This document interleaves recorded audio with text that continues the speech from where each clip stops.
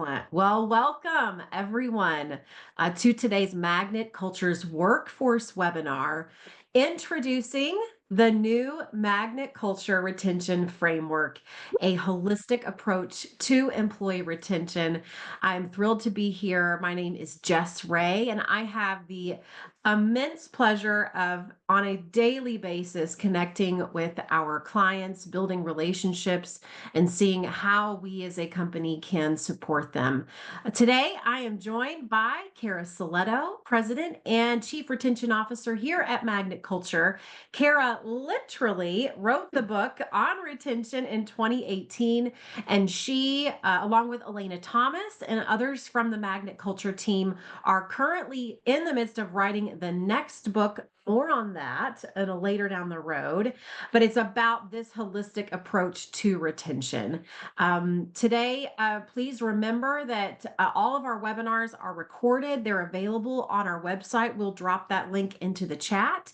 Check out this year's past webinars. Subscribe to our YouTube channel so you can be notified when those new webinars are released. And today's webinar will be available in just a few days, so you can always share that out with other folks that you're like, they need to know this information. As questions come to mind, please put those in the Q&A box. You can find that button at the bottom of your screen, and I'll be engaging with you all in the chat as well, and we'll answer as many of those as we can at the end of today's session. And don't forget to stay for the entire thing, because we have something unique that we've not given away before, along with a new product that we're going to be launching that I am just over the moon about. So stay tuned on that. If you're ready to have your socks blown off, can I get a absolutely or a heck yes or 100% in the chat? And I will pass that over to you, Cara, and you can kick us off. I love it. I love it. We just got a bunch of raised hands. Yes, I'm ready. Yes, I'm ready. Heck yes. Hey. Awesome. Oh my goodness, you guys. This is so exciting. And I just want to start by saying this new framework has been in the works for a while. And it is absolutely a team effort that have been working on here at Magnet Culture. It has taken not only our impressive, beautiful, amazing team of folks, but also we've brought in experts. We've been contacting some of you as our clients and followers and checking in along the way of building this new program to make sure that we're hitting the mark. And I'm just so honored and so thrilled to be sharing the new insights with you. And we're not going to stop here. We're going to continue iterations of this model, and you may see 2.0 and 3.0 in the future. But we are so excited to launch the 1.0 final version here to get us started with our clients, working with you all in a whole new way to reduce turnover. So kudos to this whole team here at Magnet Culture for putting all the pieces together and creating this new system we're about to show you. All right, so let's first start by sharing a story that we all might be comfortable with or familiar with in our own backyard. When we talk about a thriving ecosystem, where all the parts play a role and work together really, really well. We might be familiar with this backyard ecosystem where the producer is an apple tree and it grows lots of apples, and the consumer is a squirrel. They're going to eat the apples. They might drop some seeds that are going to turn into new seeds. Then we've got, of course, the decomposer who helps too, that earthworm that's going to break down the fallen leaves in the autumn and maybe bits of old apple that the squirrel left behind, making that soil so rich that the apple tree will then grow stronger the next year and keep making more apples. Okay, so this one we can all kind of see and visualize in our own backyard as one item, one role plays with the next to help each person in that ecosystem. Now, what does it look like when that ecosystem in your backyard starts struggling? That is a whole different story, because then if the apple tree doesn't have such rich soil, it's not going to make as many apples. The squirrels might not get as much food as they're looking for. They're certainly not going to spread as many seeds around. And so that would mean fewer trees grow later, potentially. The earthworms aren't going to have enough of the fallen leaves and bits of apple to break down. So the soil's going to stay weak, and we fall into this trap of where then the tree doesn't get what it needs the next season, and it gets weaker and weaker over time. So when one part of that cycle, that ecosystem, is not working and really fulfilling its role, then we see it impact the entire ecosystem as a whole. So let me bring this ecosystem concept into our workplace.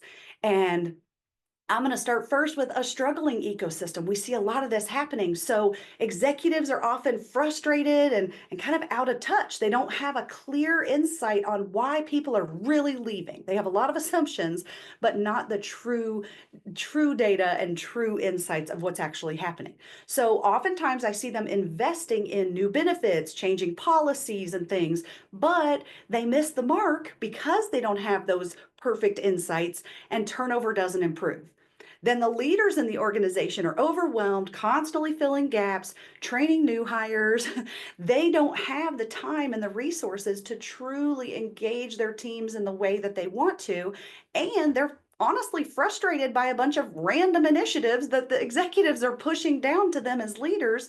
And they do not think these initiatives are going to work anyway. So it's incredibly frustrating, which at that point, the staff, right, the other player in this ecosystem at work, the staff feel overworked, undervalued, their managers don't have time for them, they're watching their coworkers walk away, and they decide to leave as well. All right, so that's what a struggling ecosystem might look like in our workplace today. But imagine what a thriving ecosystem could look like if we want to flip that. So the executives are informed, they feel confident because they have real insights into what their people need. Instead of guessing, they're now investing in solutions that actually improve retention, and you can see the needle moving. The leaders then feel supported and empowered because they're given the time and the tools and even the guidance, right? The resources to engage their team and develop their people as well. They are spending time coaching and truly managing people instead of constantly scrambling to fill those vacancies, right?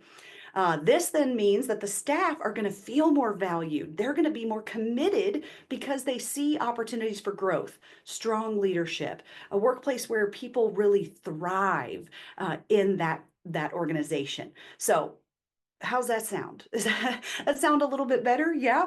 So some of these frustrations that I see in the 12 years that we've been doing retention work, they fall into that struggling ecosystem. Some of the groups, I just see them, they are frustrated by this piecemealed approach, okay? That idea that we're trying this, we're trying that, we're trying this, we're trying that, and they're really struggling to see, is anything even working? I recently did a new executive summit program with a group of top level leaders, and one of the big questions they said was, how do we stay motivated to even care about retention when we can't see that anything is working? And we talked extensively about that piecemealed approach that just frustrates everybody, right? Now, another one that we've seen is when the initiatives actually negate one another. So we had one HR leader who told us that their organization announced best, most profitable quarter ever. Okay, yay! They gave out t-shirts actually to all the folks, company t-shirts, and celebrated this big milestone. And then less than 6 months later, all of the HR managers were told that their annual pay increases that they get to give out to their staff are 1%. 1%, y'all. So that compensation initiative and decision completely negated how wonderfully they had done at celebrating all of these great accomplishments for the organization, and yet the compensation did not match these celebrations that they were telling everybody they should be excited about, right? So sometimes that happens, right? Definitely tell me in the chat if you've got some initiatives that have negated one another. Okay. Another frustration I see too is that people don't know their role, and there's a lot of finger pointing, right? We have for years called this the blame game, when the executives will say, HR, you need to fix this. And HR says, what? It's the managers. I'm hiring great people.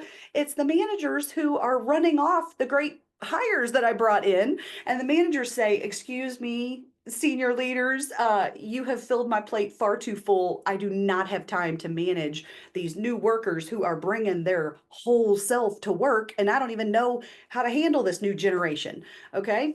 So, we've got to get this blame game out of the way as well. And I'm sure some of you are feeling these frustrations of the negating of initiatives or having too many initiatives pulling us in different directions, not having a way to measure success, not having ownership at each of these different levels. And I will tell you that it feels so good when the ecosystem is working, right? Imagine that thriving ecosystem where the executives know what's going on, they're making great decisions, the leaders have their time and resources that they need, and the staff are happy. You know, not only is staff happy in that situation, but also those we serve are happy.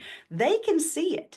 The folks that we provide our products and services to, they can absolutely tell whether we have that thriving ecosystem or not. So, really important that we kind of realize where we are now and envision where we can be, where we want to be, and honestly, where we need to be moving forward. Okay. So, why do we care? Now, you all know why we care. Turnover is costly, right? Super, super costly. And so a lot of our clients take time to fill out the cost of turnover worksheet that we provide, which is at magnetvault.com. I'll show you a link and a QR code for that in a minute. But when we're talking to groups, we can easily calculate frontline turnover at $5,000 or more per person that's walking out the door. So if you have a lot of that 30, 60, 90-day churn, it may be not huge dollars per person, but it adds up to tens of thousands, hundreds of thousands of dollars in turnover costs over time. Okay. Mid level management, office positions, we can often calculate at least a $15,000 cost when someone walks out the door. And if we're talking about replacing specialized positions, that is often at least $50,000.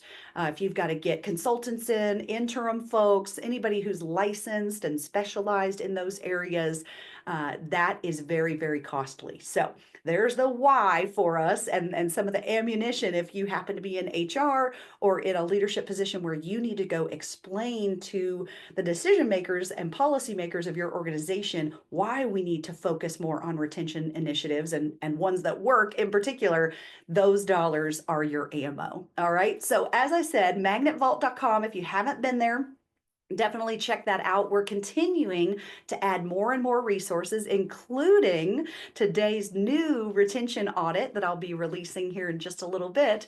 And so you want to bookmark that and make sure that you come back and visit often because we're always updating those templates, tools, and resources for you. All right. So if you've been following our work, or even if you've read Staying Power, our 2018 book about retention, we were doing retention before retention was cool, y'all. So we are really excited about this kind of culmination of the more than 10, 12 years of work we've been doing and this evolution of the workforce. So if you've been following our work, you're probably familiar with some terminology we've been using for a while about the workforce of the past was typically deep rooted. And in fact, we call a lot of these folks who've been in the work world a long time, these are our trees that are deep rooted. They can weather the storm when it comes. And what happened back when our workforce was primarily trees, people who wanted to stay at a company a long time. Even, I mean, I'm talking back to the late 1900s, right? That was kind of a status symbol is how long have you worked there? Well, I've been there 22 years or 31 years. It was definitely a seal of approval and that status symbol for a lot of folks. Well, back then when our workforce was more like these deep-rooted trees, Mother Nature could just use a one size fits all care approach. Hey, forest, it's gonna rain today. Here's a little bit of water for everybody. Hey, forest, it's gonna be sunny today. Here's some sunshine for everybody.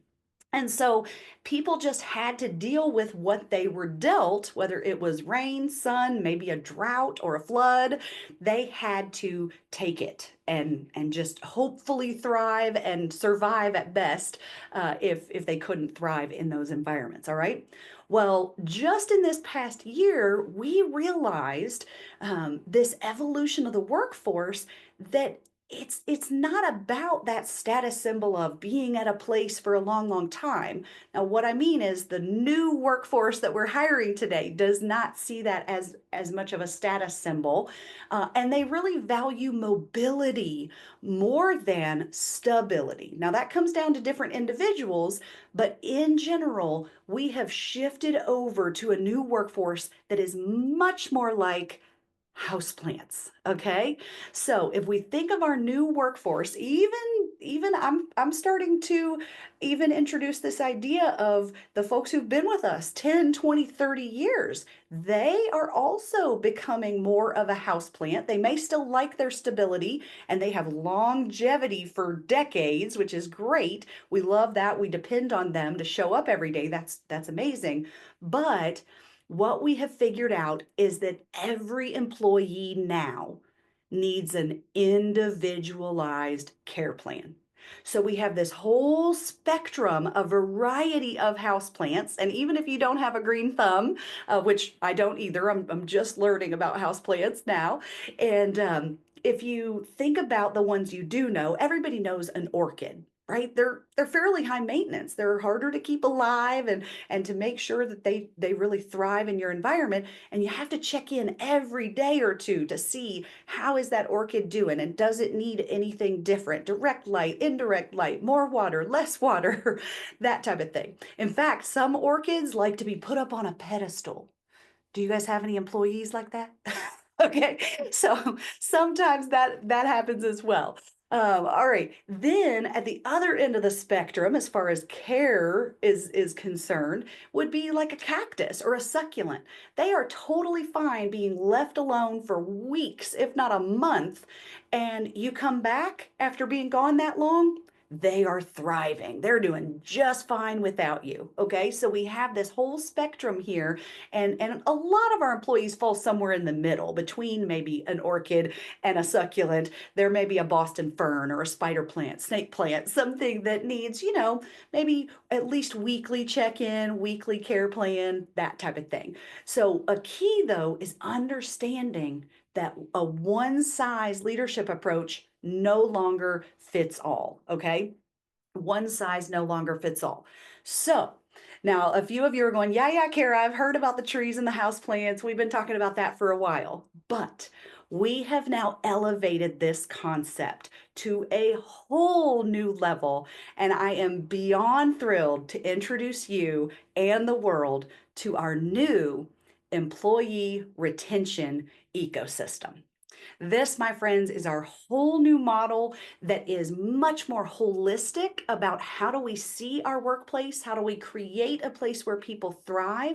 And what are the specific measurable components that we can take a look at in order to create improvement, right? To see that improvement over time and create that thriving ecosystem for our executives getting what they need, our leaders getting what they need, and our employees and staff getting what they need. All right. So let me dive a little deeper into this framework for you. We've got a few different ways to look at this model. And first off, I'm going to share with you what our incredible designer has put together of these components and players within the ecosystem. So we're going to start with our house plants. Everyone, as I said, in the organization is a house plant. And I need you to think about this as well. You are also a house plant. Your boss is also a house plant. Every single person in the organization has a care plan. We really do want to be taken care of by somebody, right? Somebody else that is above us, with us, on our team. And so I don't want people to only think that, oh, well, I'm an executive, so I only have the responsibilities of an executive, or I'm a leader, and so I only have leadership responsibilities. No, we also each have responsibilities as a staff member, as a house plant, to help take care of one another as well, and be really self-aware of what kind of plant are we, along with what are those other plants and how are they different than me on my team. Okay, so everyone in the organization is a house plant. Now, some of you are house plants and carry a second role, and that would be to be a leader. Now, in this ecosystem, we consider the leaders the gardeners. These are the folks who have to have those tools and the watering can and the resources to understand their people first, and then secondly, be able to provide the right care, that appropriate sunshine, appropriate humidity, appropriate nutrients, appropriate water, all of that care, which can be somewhat complex for some of our workers today. It's important that the leaders serve as gardeners who really know each of their employees and then provide that individualized care plan. Okay. So, where do the executives come in? Well, the executives are the ones who are responsible for establishing the environment needed for our houseplants to thrive and our gardeners to thrive. So, remember, if you're an executive, you are a houseplant yourself who has a care plan. You are also a gardener and leader of others that you need to know, the people who report to you, what their care plans are. And as an executive who makes decisions and policies for the organization, you have to also see that responsibility as well to protect your folks and equip them with the resources that they need to thrive. All right. So, really exciting to show you here that everyone, the leaders, the executives, different role. And I'm just so excited about this new metaphor, as Jill just chimed in here. Yes, thank you for that.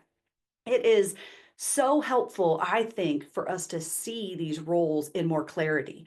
Now, some of you are left brain, some of you are right brain. And so, as we were building out this model, we love having this artistic sketch that helps a lot of folks realize what those roles are. But guess what? We also have a textbook version. So, for anybody who's much more analytical and wants to see a pie chart and graphs, we also have this way of looking at this new model. So, of course, I've explained the three roles that we take. There's everyone, leaders, and executives have the different roles. Now, each of those roles have two distinct, very distinct responsibilities moving forward. So, I'm going to walk you through those now. Everyone in the organization needs to do two things, and that is take root in their position and grow. Okay, that's their responsibility. Everybody that we hire, no matter what position they are in, what do we want them to do? We want them to take root. Now, I'm not talking about the trees rooted, 20 years way outside, weathering the elements out there. No, no, no. Just take root in the organization, even if it's in that small pot to start with, and really settle in, figure out where they are and what they need to do and settle into that role. Then what do we want them to do? Grow. We want them to grow in that role and get much more effective and confident and competent in those roles as well. So everybody needs to take root and grow in their positions. Then for the leaders, their two responsibilities are to acclimate the new hires, get them settled in properly, and cultivate their entire team over time. That's a nonstop job, okay? We've got to continue cultivating folks over time. And then with the executives, their two responsibilities are to establish the right environment where everyone can thrive and to equip the leaders with the tools they need to be the best gardeners possible for their team. Okay. So these are the 6 responsibilities, 2 for each level. Now, remember how this stacks up. If you're an executive, how many responsibilities do you have? all six. You have to do all six of those. If you're a leader, you have to do four of those responsibilities. And for our staff that we're coaching and hiring, we need them to do those two responsibilities, take root and grow. Okay. So here's where this model gets really, really exciting and goes to a new level of depth. Every one of these six responsibilities, we have now identified three distinct actions that must be taken in order for you to meet that responsibility's goal. Okay. So, this next wheel, I know everything's getting smaller and smaller on the screen, but you are going to see all 18 of the necessary actions that we have to put in play in each of our different roles in order to thrive. Okay. So I'm going to spend the next several minutes walking you through this because I know the 18 words and phrases around the outside are pretty small. Um, but I'm going to tell you actually what those 18 actions mean and what they look like in the workplace. Okay. So we're going to dive into this wheel and I'm so excited to take you on this journey. Okay. So first off, we're going to go back to the everyone level. Remember, everybody on this call is a houseplant of some type, and our responsibilities are what? Take root and grow. Okay. Now, if you're a leader, you're also going to want to help your team do these things as well through coaching, mentoring, onboarding, and things like that. But for everybody in the organization, we're hoping that they will take root and grow. Now, what does take root look like? Well, we have three action items, and the first one is to show up. Okay, show up. Some of you, that means physically show up to the job because we're not seeing everybody show up on a daily basis. But others, it's a higher level of show up. And that is not only showing up physically and mentally to the job, but also taking ownership of your responsibilities and your job, and then consistently following through on what that actually means and looks like. All right. So we need those folks, every single person, to really own their responsibilities and follow through on that as well. Okay. So show up first. Very basic, but very needed. Okay. Next up is to build connections. Nope, sorry, be mindful. I skipped two there. Next up is be mindful. This is all about understanding how you show up and understanding that you actually impact other people. Okay, your words, your actions impact the environment around you and the people around you.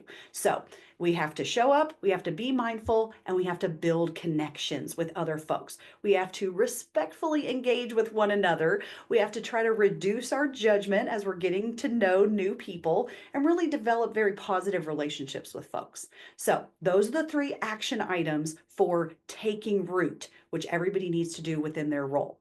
Next up is grow. So, grow starts with speak thoughtfully. Okay. Once you are rooted into your role, you know what you're supposed to do. We really have to think about how we are speaking to one another. And if you've been in the work world a while, you know that you have to know your audience and flex your communication based on who you're talking to. Is it a customer? Is it a colleague? Is it a boss? And really speak thoughtfully. You know, that old phrase of think before you speak. That's what we're trying to accomplish here to get really great communication on our teams.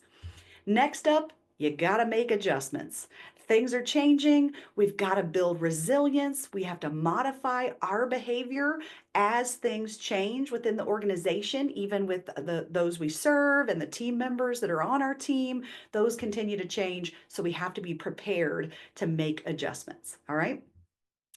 Now, think critically is our next piece here. And think critically comes down to really teaching more of that problem solving skill.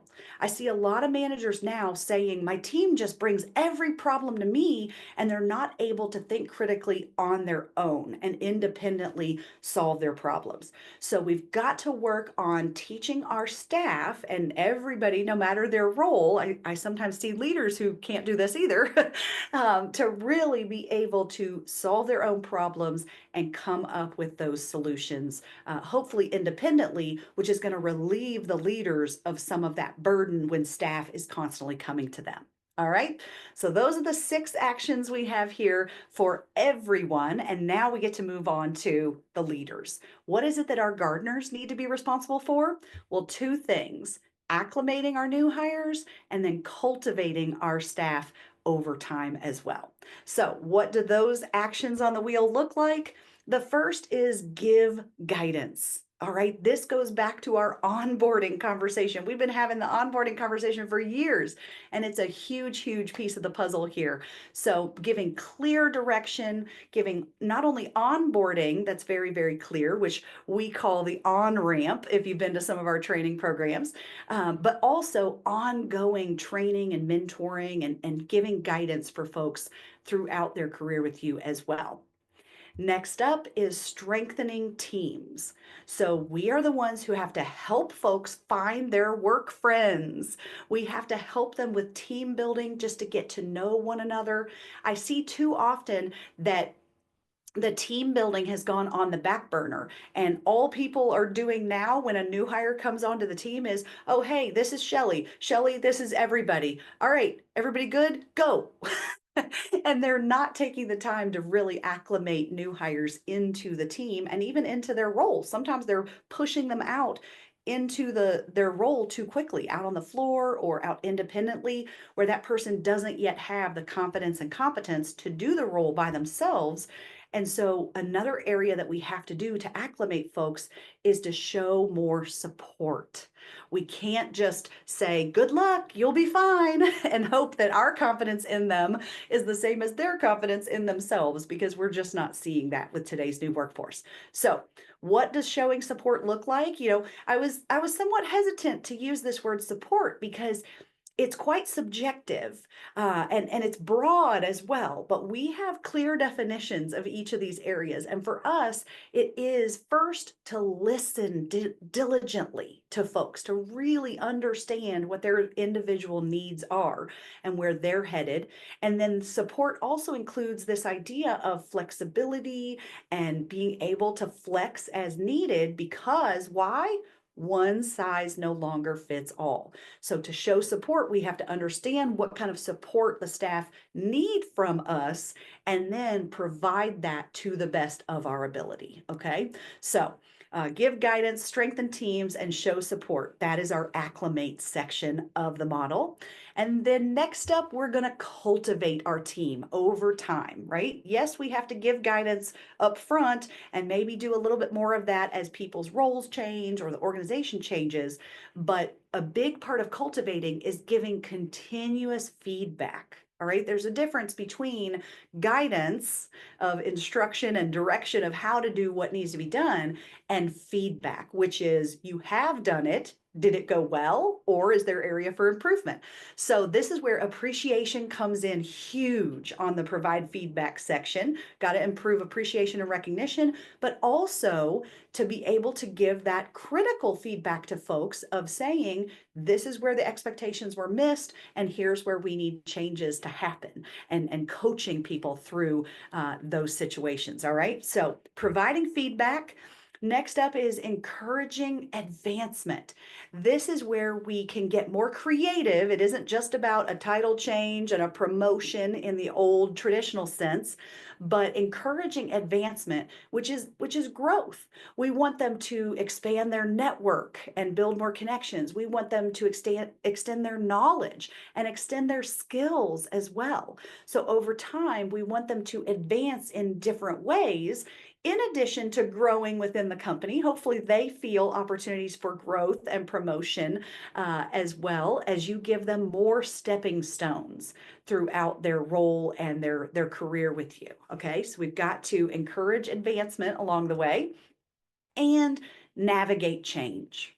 We know change is going to happen, and we have this in 2 areas of the wheel. You already heard me say that the staff themselves or everyone in the organization needs to make adjustments. So we have to individually be willing to flex and make adjustments as needed. But as a leader, you hold another responsibility here or action to take, which is helping your team navigate the change. and be prepared for that. Give great communication as change is happening, address pushback, address concerns, and really help folks who are more comfortable or less comfortable with change to navigate that situation, which we're dealing with almost daily in our jobs. Okay. So provide feedback, encourage advancement, and navigate change. Those are the leaders' responsibilities as they cultivate their folks. Okay. Next up, we're going to shift over to the executive side of the pie chart here. And their responsibilities, if you recall, are to establish the right environment where the houseplants and the gardeners can thrive, and also to equip everyone with the resources needed as well. So, under establishing the environment, we're first going to talk about assessing values. Okay. Now, a lot of us have our mission, vision, and values. You probably even have them already on posters all around your building and things like that. But what we're finding is some organizations have not reassessed their values in so long that maybe their values are not as attractive to today's new workforce as they once were. Now, I'm not saying you should abandon your values, but sometimes it just comes down to the wording that you're using. And sometimes it is that our priorities have shifted and changed a little bit. So, first things first, this is a 101 fundamental of assessing your values and making sure they work for the organization, but also are attractive for the pool that you are trying to bring in. Okay. So, assessing those values. Next up is setting the appropriate priorities. Now, setting the appropriate priorities is so important. And one of the things I see more often than not is that organizations are setting too many priorities. They're saying, well, we need to do this, and we need to do this, and we need to do this, and we need to do this, and it all needs to be done yesterday. And that is going to drive away your gardeners. Your leaders are going to say, I cannot do that many things and take care of my people, my houseplants, right? So, setting the right priorities, which to me comes down to what does your budget look like? If you tell me leadership development is one of our biggest goals and biggest priorities, and yet you tell me you have no budget or very little budget for leadership development, then is it a true priority? Or is it more of a we'd like to do that, but we're really not making it a priority because we haven't put that budget in place for it? Okay. So, setting priorities is another fundamental way of establishing this right environment where people can thrive. Okay. Next up is then to analyze capacity. Now, I know these are big picture policy making responsibilities that some of you on the call as leaders or employees feel like, well, I can't make those decisions. Well, that's why we've decided to separate out what these roles are and who does have the decision making power over each of these actions that need to be taken. Okay. Because another big issue we're seeing is workloads are out of whack. Okay. They have swollen over time, and that has become a slippery slope of nobody can get their job done in a reasonable amount of time. So, also, the part of establishing this environment where people can thrive means we have got to come back and analyze capacity. Look at each role, each job description, and what is realistic, as well as what is sustainable. What is going to keep people there because it is a sustainable workload? And we have to measure that capacity of each role and each person. Okay, so there's our established pieces. Now we're going to move on to equip. How do we equip our gardeners and employees with the resources they need? The first thing the executive team has to do is develop the leaders. The better we can make our gardeners, the more tools we give them, the more confidence and competence in being a great gardener and a great retention champion. That is where we see a lot of that biggest bang for your buck. Okay. So we've got to give resources to the leaders to be developed in the best way possible. Next up is leveraging technology. So I have some clients that I talk to who are using outdated systems. They even say, oh, the software we use isn't even supported or updated by the original company that made it. And so I'm telling you, your staff and leaders are frustrated beyond end if you are working with outdated systems and are not even keeping up. So that could be causing turnover. And of course, we have to look to the future now. If you are not already using AI tools on a near daily basis and encouraging and equipping your leaders to do that as well, then you're going to get behind on leveraging technology to get the efficiencies that we need in our organizations to compete and to move forward and to help with that capacity problem we have. We've got to leverage technology here to help our staff and our leaders do their jobs more efficiently. And then we've got this really important component of equipping our leaders by having meaningful compensation. All right. Meaningful compensation, which means employee minded. Okay. Now I know we can't just pay everybody more, which we'd like to do, but what I'm seeing in my conversations with executives is we have to have a more meaningful compensation model that works for today's new workforce, not just what it used to be with just a salary or a wage and some raises here and there or some little bonuses and things. We have to be much more intentional and meaningful about that as well. All right. So developing leaders, leveraging technology, and compensate meaningfully, those are the equipment that is needed to make sure that our leaders can keep the people we cannot afford to lose. All right. So I'd love to know, now that you've seen those 18 areas, what is it that, what does this help you with moving forward? Last week at a program where I was introducing the draft of this model, they said, it's just more clarity, Kara. It really gives me a clear vision of whose responsibilities is whose. I always get those mixed up. But who needs to do what, right? It was much more clarity on that instead of the finger pointing. So that was really exciting to see that clarity come in. But I hope that you can use this in so many different ways with your leadership team to now have some language behind it, to set metrics behind it. That part is really important as well. Okay, so we promised you an updated retention audit, and I'm so excited that now we're going to drop this in the chat for those of you who are here live and ready to take this audit. We're about to go through this. Grab a pen, and you can do it, if you want to pop up a note or a post-it note, whatever. You can do it digitally, however you want. I'll give you just a second to pop up some way to write down your scores here. And then, of course, in the vault, if you go to magnetvault.com, this has got the full multi-page kind of overview of the audit, as well as some strategies. So depending on where your low scores come back, it's going to have some strategies too. So now, you guys, this audit is a bit more comprehensive than our former audit. We used to be using one that was 10 questions, and now we've got 18 questions. So I'm going to go through these pretty quickly with you. But again, you'll be able to download this and kind of look at them closer a little bit later. But here we go. Now, the instructions before you start answering, the instruction is take off your leadership hat first, and I need you to act as though you are staff. How would your staff actually measure from 1 to 5? Do they disagree or do they agree? Somewhere between 1 to 5 on each of these areas. And you'll see they kind of align with those 18 areas of the framework as well, the new ecosystem. So first up, our staff trust one another to show up consistently and follow through on commitments. All right. Quick answers. Just go with your gut. No analyzing right now. Go with your gut. Okay. Number 2, our staff feel team members are mindful of how their words and actions impact others. Okay. Number 3, our staff feel team members build positive connections with others. 4, our staff feel team members listen and communicate thoughtfully.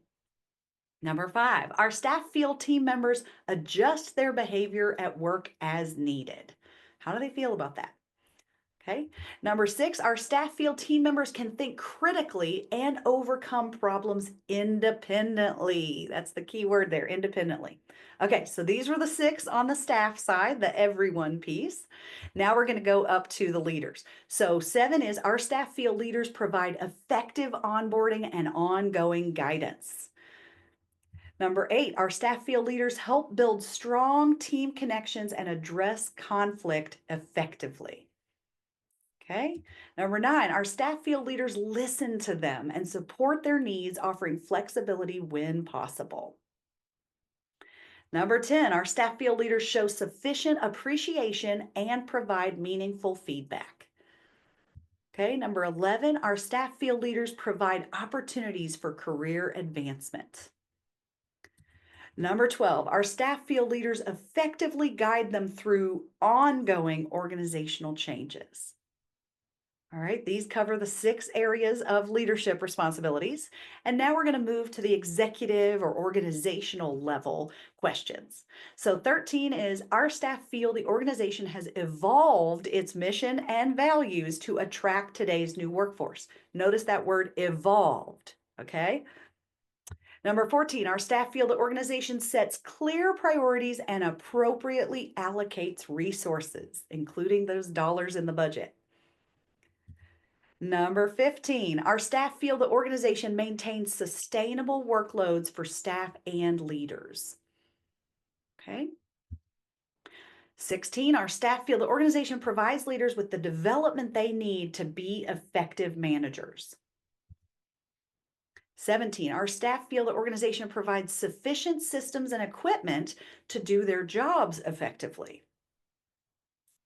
And number 18, our staff feel the organization fairly compensates them for their current, keyword their current, roles and responsibilities. Okay, so now add up your total score, and I'm going to let you know that as we go through this audit with folks, we tend to see the scores. Now, you could score 90 total points, 90 possible points, but we tend to see people scoring between 45 and 65.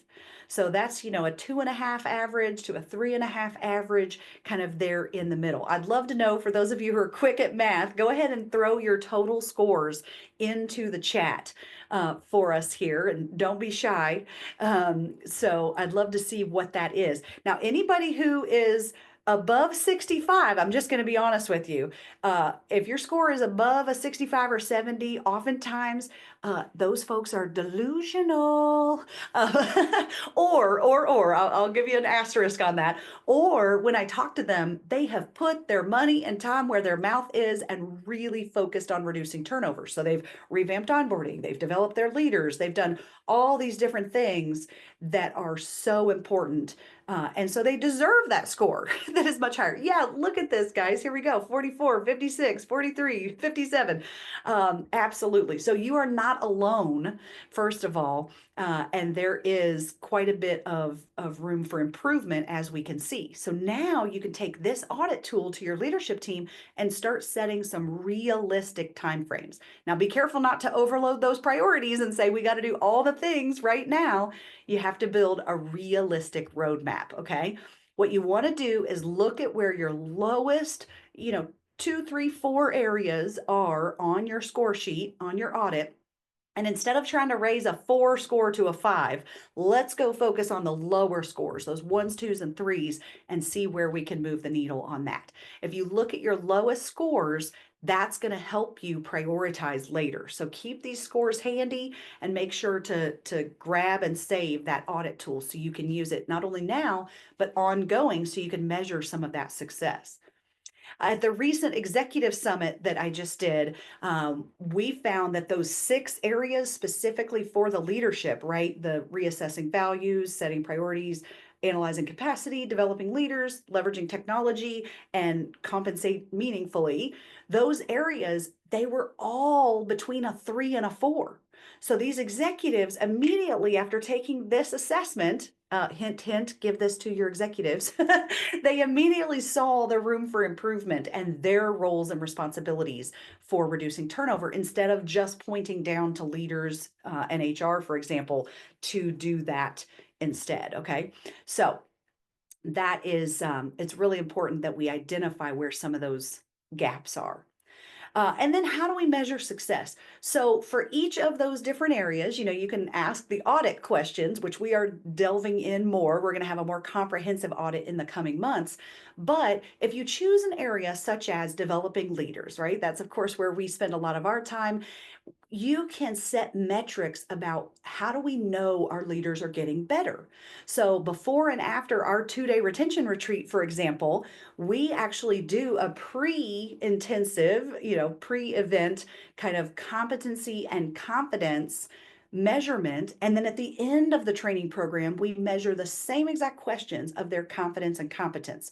And we can see often 35, 45, 48% increase, as you can see here, on the confidence and competence before a training program and after a training program. Now, does that immediately translate to lower turnover? I'm going to say no. It doesn't always, because you may have other areas of the wheel that, as we said earlier, are negating that leadership development, where you're trying to improve the leaders and the gardener skills, but yet we're lacking in a different area. So we have to look at those lower areas and start lifting up each one and measuring them as best we can, one by one, because then we get to that holistic ecosystem view of how things start to work together. And you will start to see these scores improve. And when these improve, as we develop leaders, you'll then see the employee side start to improve, that folks are showing up better and trusting one another more. And all of those different areas are tied together typically. Okay. So, man, I hope this has been helpful for you to see this new ecosystem. And I'll tell you, there's three things you can do moving forward. One is take this sucker and run, right? Do it yourself, DIY, and say, now that I've got this tool and this new mindset, Cara, we're going to make a difference. I'm going to go impact every one of these areas and create this better ecosystem. Two, we can collaborate. You can say, all right, I'm working on this, Cara, I'm working on this. Hey, and I need Magnet Culture to come help with this particular area, right? Leadership development or other pieces of the puzzle. You do some, we do some. And I'm super excited to announce the third option is, after 12 years of keynoting at conferences and training leaders, doing virtual and in-person workshops and retreats and programs like that, Magnet Culture is now extending our services out to consulting. So we can now serve as your guide to implement this new ecosystem area by area. And we are now available and building out our consulting packages in order to help guide you through the transition, which, I'm going to be honest, it is not a 3-month transition. Okay. If we really have to move the needle on reducing turnover holistically, it is not a 3 to 6 month project. We are working with organizations now over multiple years, right? We've got a couple of clients we've been working with for years to get them where they need to be, and also to maintain that sharpened saw that they've been building as well. So very excited to have some new offerings coming out. And I'm going to bring Jess back to share that with you and our special offer today. And I'm really just thrilled to have you guys here today for this big launch, and hope you find it valuable.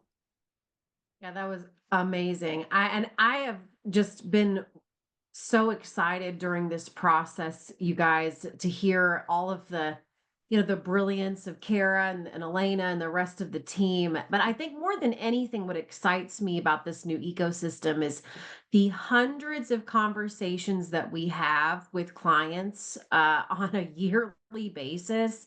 This 18-part ecosystem is really what's going to help give them all of the components they need to create a place where people want to work. So bravo. I was just hanging on the edge of my seat at every word. So thanks for that, Kara. And certainly, since we've built the employee retention ecosystem audit, please make sure you find that at magnetvault.com. We'll put that in the chat as well. I also wanted to make sure that we do have some questions in the Q&A, and that we'll get to in just a moment. But I do want to mention that to make sure you register for our next webinar, which is May the 9th at noon Eastern. Elena and I will be doing more of a fireside chat about the latest Gen Z workforce insights. Plus, attendees can actually, we're going to claim that free, hot off the press. It's not about birth year mini book, which we're very excited to roll out the updated version of that, along with other takeaways as well. So,